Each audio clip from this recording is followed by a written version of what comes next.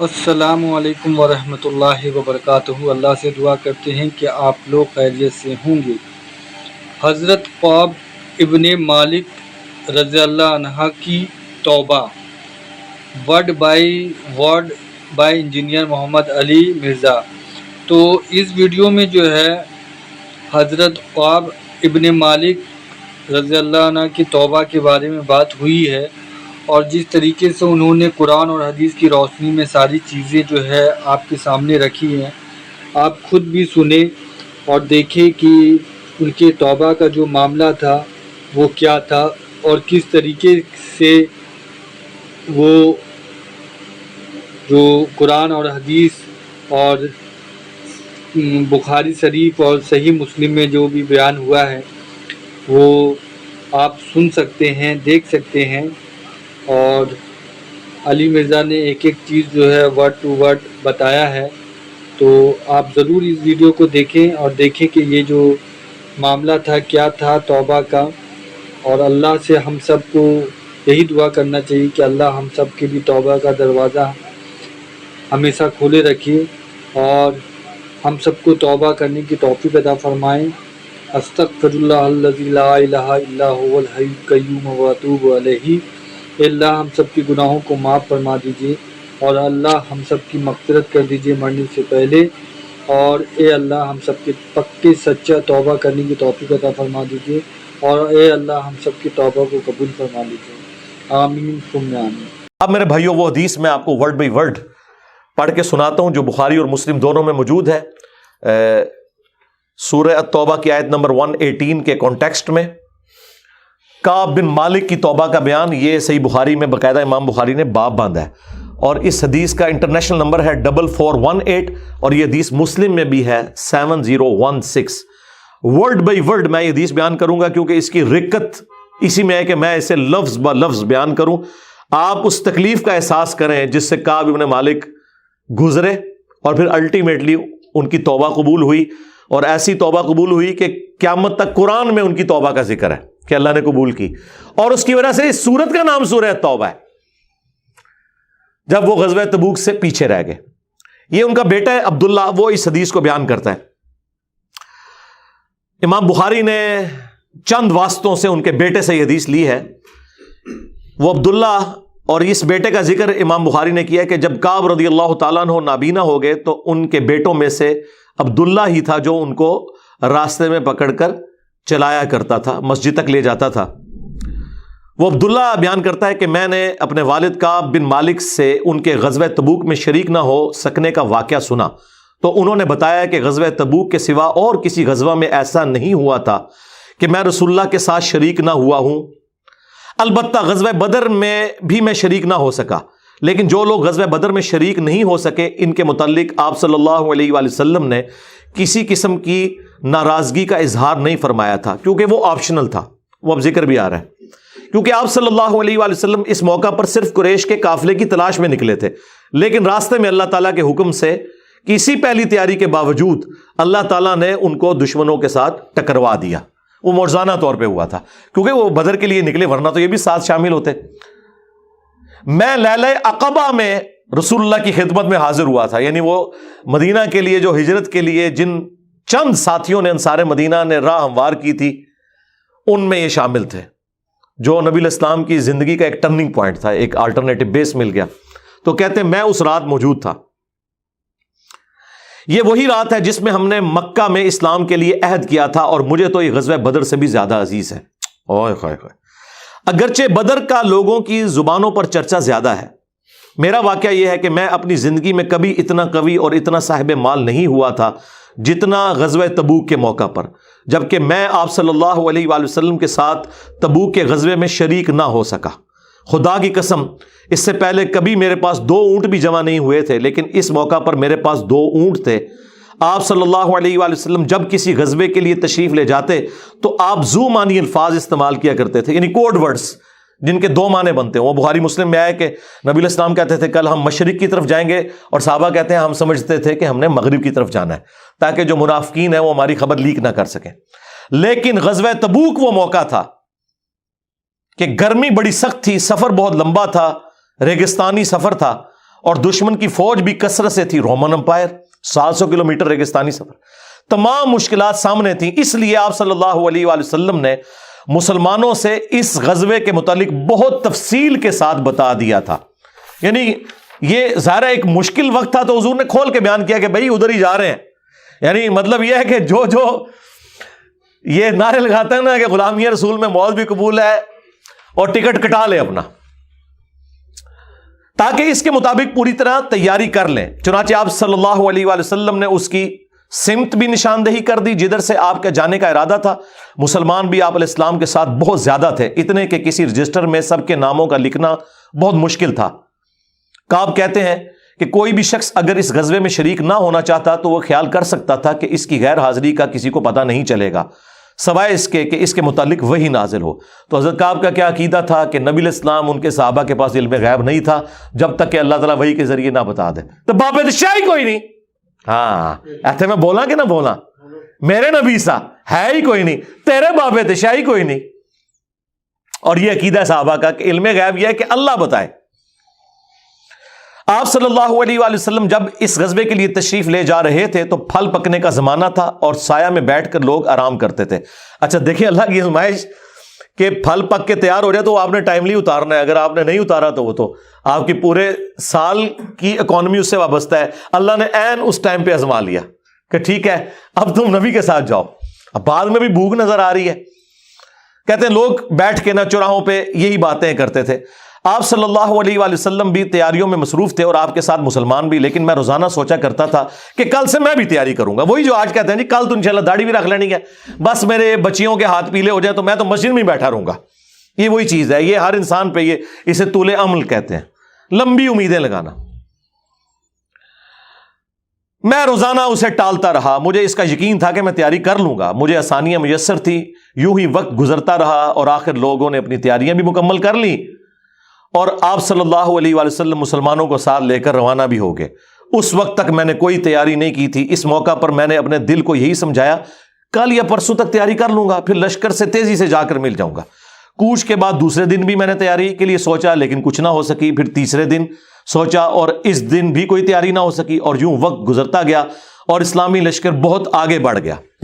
غزوہ میں میرے شرکت کے لیے بات اب دور کی بات ہو گئی اور میں یہی ارادہ کرتا رہا کہ یہاں سے چل کر اب ان تک نہیں پہنچ سکوں گا۔ تھیندے تھی گیا، کاش میں نے ایسا کر لیا ہوتا، لیکن یہ میرے نصیب میں نہیں تھا۔ اچھا جرم ہو جانے کے بعد آپ یہ کہہ سکتے ہیں میری تقدیر میں یہ لکھا تھا، پہلے نہیں۔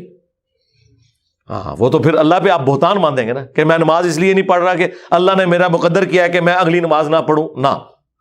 ہاں بعد میں آپ کہہ سکتے ہیں کہ میری تقدیر میں لکھا تھا کہ میں اتنا بدبخت ہوں کہ میں نماز چھوڑوں گا، اور وہ چھوڑوں گا اپنی مرضی سے، اللہ نے تو اپنے علم سے فورس ہی کیا۔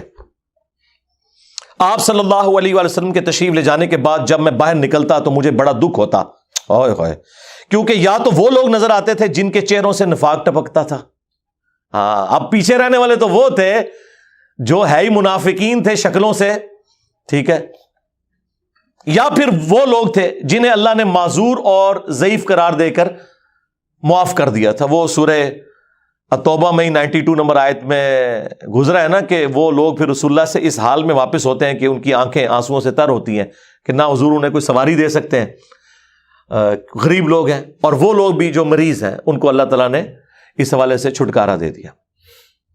آپ صلی اللہ علیہ وآلہ وسلم نے میرے بارے میں کسی سے کچھ نہیں پوچھا، لیکن جب آپ تبوک پر پہنچے تو وہیں ایک مجلس میں آپ نے دریافت کیا کہ کعب نے کیا کیا۔ آپ نظروں میں تو تھا نا جی، خاص بندے جو ہوتے ہیں وہ نظروں میں تو ہوتے ہیں، یعنی یہ تو ایکسپیکٹ ہی نہیں نہ کیا جا سکتا کہ مین ٹیم ممبر پیچھے رہ جائے۔ تو اس سے اندازہ لگائے کہ حضرت کعب بن مالک کو چھوٹے بندے نہیں تھے۔ بنو سلمہ کے ایک صاحب نے کہا یا رسول اللہ اس کے غرور نے اسے آنے نہیں دیا۔ اس پر حضرت معاذ ابن جبل بولے تم نے بری بات کہی، یا رسول اللہ خدا کی قسم ہمیں ان کے متعلق خیر کے سوا اور کچھ معلوم نہیں۔ تو نبی علیہ السلام نے اس کے جواب میں کچھ نہیں فرمایا۔ دیکھیں انہوں نے پوری رپورٹ لی ہے پیچھے سے کہ کیا کچھ ہوتا رہا وہاں۔ اب حضور نے کوئی ورڈنگ دی، ظاہر ہے نبی علیہ السلام کو بھی غصہ تھا۔ کعب بن مالک رضی اللہ تعالیٰ نے بیان کیا کہ جب مجھے معلوم ہوا کہ نبی علیہ السلام واپس تشریف لا رہے ہیں تو اب مجھ پر فکر سوار ہونے لگی اور میرا ذہن کوئی ایسا جھوٹا بہانہ تلاش کرنے لگا جس سے میں کل حضرت کی ناراضگی سے بچ سکوں. دیکھیں وہ بھی عام انسان تھے, اتنے اولو العزم صحابہ, لیکن ظاہر نفس تو ہر بندے کے ساتھ لگا ہے. وہ بھی سوچ رہے ہیں کہ یار چلو میں بہانہ کر لوں گا, کوئی مجبوری تھی. اوئے ہوئے ہوئے ہوئے. اپنے گھر کے ہر عقل مند آدمی سے اس کے متعلق میں نے مشورہ بھی کی, لیکن جب مجھے معلوم ہوا کہ نبی اسلام مدینے سے بالکل قریب آ چکے ہیں تو غلط خیالات میرے ذہن سے بالکل نکل گئے, اور مجھے یقین ہو گیا کہ اس معاملے میں جھوٹ بول کر اپنے آپ کو کسی طرح محفوظ نہیں کر سکتا. چنانچہ میں نے سچی بات کہنے کا پختہ ارادہ کر لیا. صبح کے وقت حضرت جب تشریف لائے تو آپ صلی اللہ علیہ وآلہ وسلم جب کسی سفر سے واپس آتے تھے تو آپ کی یہ مبارک عادت تھی کہ پہلے مسجد میں تشریف لے جا کر 2 رکعت نوافل پڑھتے, پھر لوگوں کے ساتھ مجلس میں بیٹھتے. جب آپ اس عمل سے فارغ ہو چکے تو آپ کی خدمت میں لوگ آنے لگے جو غزوہ میں شریک نہیں ہوئے تھے, اور قسم کھا کھا کر اپنے عذر بیان کرنے لگے, اور ایسے لوگوں کی تعداد 80 کے قریب تھی. یعنی 80 لوگ ایسے تھے جو جھوٹے بہانے لگا رہے تھے. آپ صلی اللہ علیہ وآلہ وسلم نے ان کے ظاہر کو قبول فرما لیا اور ان سے دوبارہ سے عہد بھی لے لیا, ان کے لیے دعائے مغفرت بھی کی. دیکھو جی, آپ لوگ تو کہتے ہیں کوئی بزرگ دعا کر دے, حضور نے بھی دعائے مغفرت کر دی ہے, لیکن اللہ نے کراس پھیر دیا ہے. ہاں یہ ذہن میں رکھیں. آپ نے بہانہ بھی قبول کر لیا, دوبارہ سے بیعت بھی کر لی, چلو تجدید عہد بھی ہو گیا جی. اگر بیعت ٹوٹ گئی تھی تو دوبارہ ہو گئی, اور دعا بھی کر دی, اور ان کے باطن کو اللہ کے سپرد کر دیا. کیا بات ہے جی, یہ میرے نبی کا ہی جگر ہے جی. شکلوں سے بھی پہچان لیا ہے, صحابہ اگر پہچان ہے تو باطن کا معاملہ اللہ جانے, اس کے بندے جانے. اس کے بعد میں حاضر ہوا, میں نے سلام کیا تو آپ علیہ السلام مسکرائے. آپ کی مسکراہٹ میں ناراضگی تھی. آپ نے فرمایا آؤ. میں چند قدم چل کر آپ کے سامنے بیٹھ گیا. آپ نے مجھ سے دریافت کیا کہ تم غزوہ میں کیوں شریک نہیں ہوئے, کیا تم نے کوئی سواری نہیں خریدی تھی؟ میں نے عرض کیا میرے پاس سواری موجود تھی. اللہ کی قسم اگر میں آپ کے سوا کسی دنیا دار شخص کے سامنے آج بیٹھا ہوتا تو کوئی نہ کوئی بہانہ کر لیتا اور اس کی ناراضگی سے بچ جاتا. مجھے خوبصورتی کے ساتھ گفتگو کا سلیقہ بھی معلوم ہے, لیکن اللہ کی قسم مجھے یقین ہے کہ اگر آج میں آپ کے سامنے کوئی جھوٹا بہانہ کر بھی دوں اور آپ راضی بھی ہو جائیں تو بہت جلد اللہ تعالیٰ آپ کو مجھ سے ناراض کر دے گا. کیونکہ میں بظاہر تو بہانہ کروں گا, لیکن اللہ تو وہی کے ذریعے آپ کو بتا دے گا یہ جھوٹ بول رہا ہے. اس کی بجائے اگر میں آپ سے سچی بات کروں تو یقیناً آپ کو میری طرف سے ناراضگی تو ہوگی, لیکن اللہ سے مجھے امید ہے کہ وہ مجھے معاف کر دے گا. خدا کی قسم مجھے کوئی عذر نہیں تھا. اللہ کی قسم اس وقت سے پہلے میں کبھی اتنا آسودہ حال نہیں تھا, اور پھر بھی میں آپ کے ساتھ شریک نہ ہو سکا. نبی علیہ السلام نے فرمایا کہ اس نے سچی بات بتا دی. اچھا اب جاؤ یہاں تک کہ اللہ تمہارے بارے میں خود ہی کوئی فیصلہ کرے. میں اٹھ گیا اور میرے پیچھے بنو سلمہ کے کچھ لوگ بھی دوڑے آئے اور مجھ سے کہنے لگے اللہ کی قسم ہمیں تمہارے متعلق یہ معلوم نہیں تھا کہ اس سے پہلے تم نے کوئی گناہ کیا ہو, تم نے تو بڑی غلطی کی. آپ علیہ السلام کے سامنے ویسے ہی کوئی بہانہ کر دیتے جیسا کہ دوسرے لوگوں نے کیا.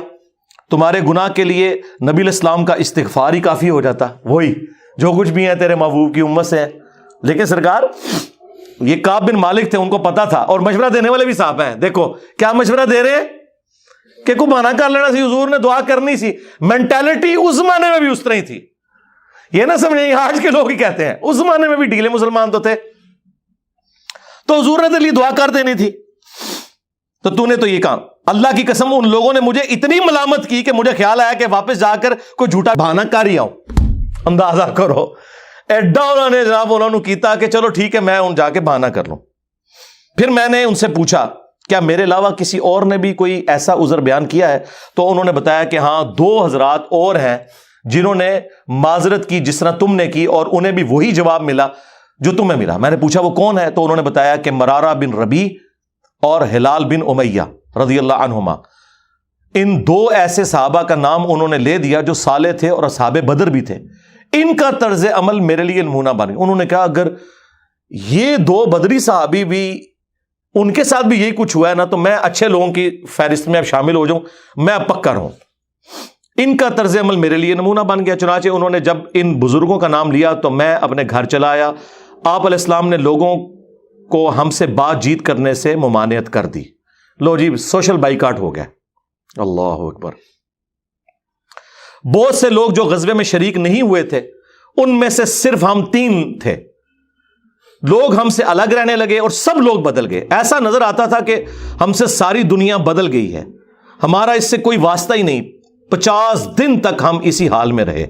میرے 2 ساتھیوں نے تو اپنے گھروں سے نکلنا ہی چھوڑ دیا.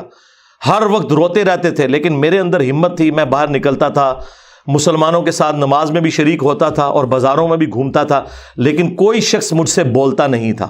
میں نبی علیہ السلام کی خدمت میں بھی حاضر ہوتا, آپ کو سلام بھی کرتا. جب آپ نماز کے بعد مجلس میں بیٹھتے تو میں اس کی جستجو میں لگا رہتا کہ دیکھوں سلام کا جواب دیتے ہیں یا نہیں, اور میری نظر حضور کے ہونٹوں کی طرف ہوتی کہ جواب میں ہلے یا نہیں. کنکھیوں سے دیکھتے رہتے, آپ حضور جواب بھی نہیں دے رہے. پھر میں کوشش کرتا کہ آپ کے قریب ہی نماز پڑھوں, اور میں آپ کو کنکھیوں سے دیکھتا رہتا ایسے کر کے. جب میں اپنی نماز میں مشغول ہو جاتا تو رسول اللہ میری طرف دیکھتے, لیکن جو ہی میں آپ کی طرف دیکھتا تو آپ روح انور پھیر لیتے. ظاہر ہے حضور کو بھی تو محبت تھی اپنے صحاب کے ساتھ. حضور دیکھتے تھے, وہ جب یعنی اپنی ناراضگی کا اظہار وہ اگر نماز میں بھی حضور کی طرف دیکھ رہے ہیں تو حضور چہرہ انور پھیر لیتے. تو میں ایک دن ابو قتادہ کے باغ کی دیوار پر چڑھ گیا. وہ میرے چچا زاد بھائی تھے اور مجھے ان سے بہت گہرا تعلق تھا.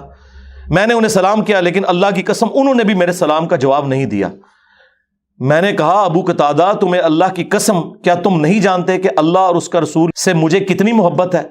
انہوں نے کوئی جواب نہیں دیا. میں نے دوبارہ ان سے یہی سوال کیا, اللہ کی قسم دے کر پوچھا, لیکن وہ پھر بھی خاموش رہے. میں نے پھر اللہ کا واسطہ دے کر ان سے سوال کیا. اس مرتبہ انہوں نے صرف اتنا کہا, اللہ اور اس کا رسول زیادہ بہتر جانتے ہیں. دیکھیں جی اس بات کا جواب انہوں نے کہا بھائی اللہ کے نبی نے منع کیا ہے, اب بائیکاٹ ہے تیرا. اللہ اکبر. اس پر میرے آنسو پھوٹ پڑے. میں واپس چلا آیا اور دیوار پر چڑھ کر نیچے باہر اترا. پھر وہ بیان کرتے ہیں کہ ایک دن مدینہ کے بازار میں جا رہا تھا کہ شام کا ایک کاشتکار جو کہ غلہ بیچنے مدینہ آیا تھا پوچھ رہا تھا کعب بن مالک کہاں رہتے ہیں. لوگوں نے میری طرف اشارہ کیا. وہ میرے پاس آیا اور غسان جو بادشاہ تھا رومن امپائر کا, اس کا ایک خط مجھے دیا. وہ جو اس کا ایک سمجھ لے چھوٹی چھوٹی جو امپائر کے اندر بنی ہوئی تھی ان میں سے ایک کا وہ گورنر تھا. اس خط میں لکھا تھا کہ مجھے معلوم ہوا ہے کہ تمہارے صاحب یعنی رسول اللہ صلی اللہ علیہ وآلہ وسلم نے تمہارے ساتھ زیادتی کی ہے. نعوذ باللہ. اللہ نے تمہیں کوئی ذلیل ہونے کے لیے پیدا تو نہیں کیا کہ تمہارا حق ضائع کیا جائے. تم ہمارے پاس آ جاؤ, ہم تمہارے ساتھ بہتر سلوک کریں گے. یعنی دشمن کی فوج کے ہیڈ کی طرف سے خط آیا. جب میں نے یہ خط پڑھا تو میں نے کہا کہ ایک اور امتحان آ گیا. اچھا جی سرکار ایک خط کسی اور کو لایا ہو کہ جی اے دیکھ لو یا رسول اللہ منو تے بڑی آفر جے. یہاں لوگ دنیا دار لوگ ہی کرتے ہیں نا جی مجھے فلاں جگہ سے آفر ہو رہی ہے, لیکن جو اہل ایمان ہے وہ تو کہتے ہیں کہ یار میں اس لیول پہ گر گیا ہوں کہ اب کافر بھی مجھے بلا رہے ہیں. انہوں نے یہ رزلٹ نکالا چونکہ مومن تھے نا. میں نے اس خط کو تندور میں جلا دیا. ان 50 دنوں میں سے جب 40 دن گزر گئے تو نبی علیہ السلام کا ایلچی میرے پاس آیا اور اس نے کہا کہ رسول اللہ نے حکم دیا ہے کہ اپنی بیوی کے قریب نہ جاؤ. میں نے پوچھا میں اسے طلاق دے دوں یا پھر مجھے کیا کرنا ہے؟ تو انہوں نے کہا نہیں طلاق نہیں دینی, صرف جدا ہو جاؤ. میرے دونوں ساتھیوں کو جنہوں نے میری طرح معذرت کی تھی یہی حکم ملا.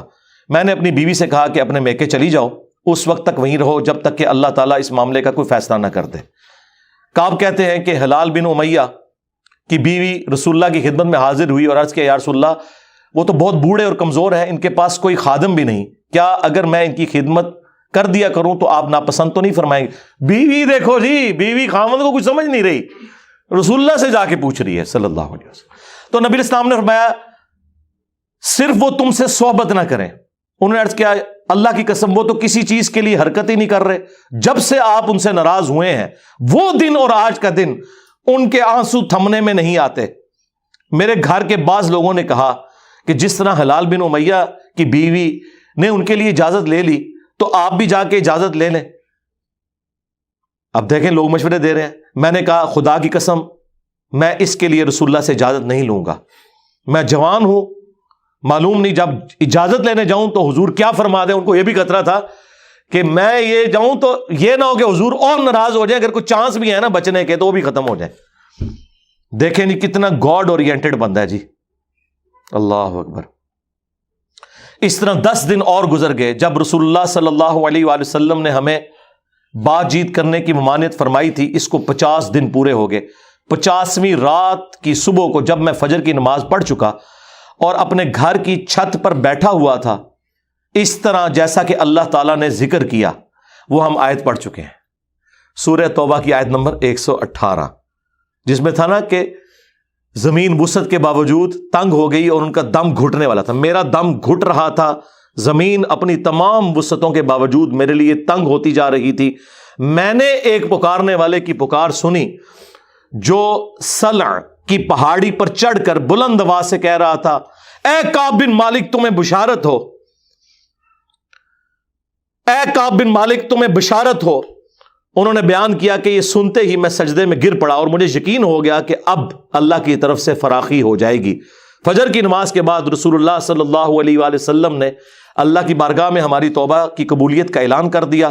لوگ میرے پاس بشارت دینے کے لیے آنے لگے اور میرے 2 ساتھیوں کو بھی جا کر بشارت دی۔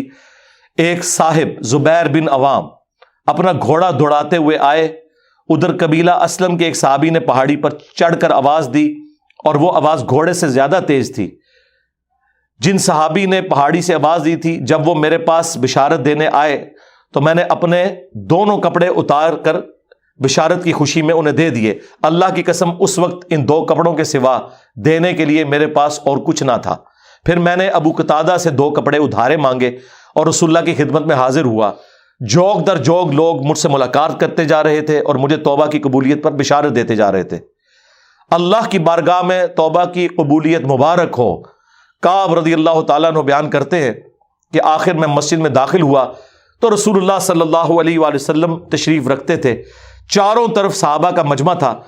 طلحہ بن عبید اللہ دوڑ کر میری طرف آئے اور مجھ سے مصافحہ کیا اور مبارکباد دی۔ اللہ کی قسم وہاں موجود مہاجرین میں سے کوئی شخص بھی میرے آنے پر کھڑا نہ ہوا۔ طلحہ رضی اللہ تعالیٰ عنہ کا یہ احسان میں کبھی نہیں بھولوں گا کہ انہوں نے کھڑے ہو کر میرا استقبال کیا۔ جب میں نے رسول اللہ کو سلام کیا تو آپ علیہ السلام کا چہرہ مبارک خوشی اور مسرت سے دمک اٹھا۔ اس مبارک دن کے لیے تمہیں بشارت ہو، اس مبارک دن کے لیے تمہیں بشارت ہو جو تمہاری عمر کا سب سے مبارک دن ہے۔ واقعی جی اس سے بڑی کوئی مبارک بات نہیں ہو سکتی کسی شخص کے لیے کہ اللہ تعالیٰ اس کی توبہ کی اناؤنسمنٹ کرتے اور پھر قیامت تک قرآن میں وہ آیات پڑھی جائیں۔ انہوں نے بیان کیا کہ میں نے عرض کیا یا رسول اللہ یہ بشارت آپ کی طرف سے ہے یا اللہ کی طرف سے؟ فرمایا نہیں، اللہ کی طرف سے۔ اور نبی علیہ السلام جب کسی بات پر خوش ہوتے تو چہرہ مبارک روشن ہو جاتا تھا، ایسے جیسے چاند کا ٹکڑا ہو۔ آپ کی مسرت ہم چہرہ مبارک سے سمجھ جاتے تھے۔ پھر جب میں آپ کے سامنے بیٹھ گیا تو عرض کیا یا رسول اللہ اپنی توبہ کی قبولیت کی خوشی میں اپنا مال اللہ اور اس کے رسول کی راہ میں صدقہ کر دوں؟ آپ نے فرمایا لیکن کچھ مال اپنے پاس رکھ لو، یہ زیادہ بہتر ہے۔ میں نے عرض کیا کہ پھر میں خیبر کا حصہ اپنے پاس رکھ لیتا ہوں۔ پھر میں نے عرض کیا یا رسول اللہ اللہ نے مجھے سچ بولنے کی وجہ سے نجات دی، اب میں اپنی توبہ کی قبولیت کی خوشی میں آپ سے یہ وعدہ کرتا ہوں کہ جب تک زندہ رہوں گا سچ کے سوا کوئی بات زبان پر نہیں لاؤں گا۔ بس اللہ کی قسم جب سے میں نے رسول اللہ کے سامنے یہ عہد کیا صلی اللہ علیہ وآلہ وسلم، میں کسی ایسے مسلمان کو نہیں جانتا کہ جسے اللہ نے سچ بولنے کی وجہ سے اتنا نوازا ہو جتنی نوازشات مجھ پر کی سچ بولنے کی وجہ سے۔ جب سے میں نے نبی علیہ السلام کے سامنے یہ عہد کیا پھر آج تک میں نے کبھی جھوٹ بولنے کا ارادہ بھی نہیں کیا، اور مجھے امید ہے کہ اللہ تعالیٰ باقی زندگی بھی مجھے اس سے محفوظ رکھے گا۔ اور اللہ نے اپنے رسول پر آیت نازل کی اور وہی آیت نمبر 118 اور 119 نمبر، یقیناً اللہ تعالیٰ نے نبی مہاجرین اور انصار کی توبہ قبول کی، اور پھر وَكُونُوا مَعَ الصَّادِقِينَ تک۔ خدا کی قسم اللہ تعالیٰ کی طرف سے اسلام کے لیے ہدایت کے بعد میری نظر میں رسول اللہ کے سامنے سچ بولنے سے بڑھ کر اللہ کا مجھ پر کوئی اور انعام نہیں ہوا کہ میں نے جھوٹ نہیں بولا اور اس طرح اپنے آپ کو ہلاکت سے بچا لیا۔ جیسا کہ جھوٹ بولنے والے ہلاک ہوئے، نزول وحی کے زمانے میں جھوٹ بولنے والوں پر اللہ تعالیٰ نے اتنی شدید وعید فرمائی جتنی شدید وعید کسی اور کے لیے نہیں تھی۔ اور وہ سورہ التوبہ کی آیت نمبر 96 کا انہوں نے پھر یہاں پہ حوالہ دیا کہ ان قریب جب تم اے نبی واپس جاؤ گے تو یہ جھوٹے بہانے کریں گے، اور اگر تم ان سے راضی بھی ہو جاؤ اللہ تعالیٰ ان سے راضی نہیں ہوگا۔ کعب کہتے ہیں کہ چنانچہ ہم 3 ان لوگوں کے معاملے سے جدا رہے جنہوں نے رسول اللہ کے سامنے جھوٹی قسمیں کھائی تھیں اور آپ نے ان کی بات مان بھی لی تھی اور ان سے بیعت بھی لے لی اور ان کے لیے دعائے مغفرت بھی کی۔ ہمارا معاملہ رسول اللہ نے چھوڑ دیا اور اللہ نے خود اس کا فیصلہ کیا، اور پھر اللہ تعالیٰ نے یہ آیت نازل کی جو ہم نے یہ پڑھی سورہ التوبہ کی آیت نمبر 118، وَعَلَى الثَّلَاثَةِ الَّذِينَ خُلِّفُوا حَتَّى إِذَا ضَاقَتْ عَلَيْهِمُ الْأَرْضُ بِمَا رَحُبَتْ وَضَاقَتْ عَلَيْهِمْ أَنفُسُهُمْ وَظَنُّوا أَن لَّا مَلْجَأَ مِنَ اللَّهِ إِلَّا إِلَيْهِ ثُمَّ تَابَ عَلَيْهِمْ لِيَتُوبُوا إِنَّ اللَّهَ هُوَ التَّوَّابُ الرَّحِيمُ۔